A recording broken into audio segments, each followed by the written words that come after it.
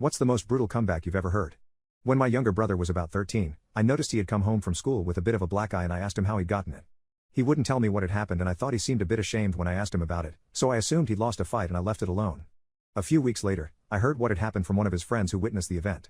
There was a kid named Joe who went to school with my brother who he'd known since he'd started primary school at about 5 or 6 years old. Now Joe was a bit of a jerk, his father had died at a young age. I suspect this was why Joe was always quick to fly off the handle and had a hard time fitting in. He had a reputation for winding people up and generally being a pain in the ass when he was around. My mom was friends with his mom, and I knew that Joe was usually a good kid at home, but acted out because he lacked support, and I know he still took his dad's death pretty hard. He would run his mouth about anything or anyone that he wanted to, but he usually wouldn't resort to actual violence. A few days before the incident, our father had just gotten a bonus from work and bought himself a sleek new sports car which has a bit of a feminine look to it. Joe had decided to choose this as his ammo for having a laugh at my brother's expense on the bus ride home. Joe said, "Hey, does your dad do his nails and style his hair? He's driving a girl's car." My brother replied with, "What does your dad drive, a coffin?" When I asked my brother about why he lost the fight, he told me he was so ashamed after he said it that he just took the beating out of guilt.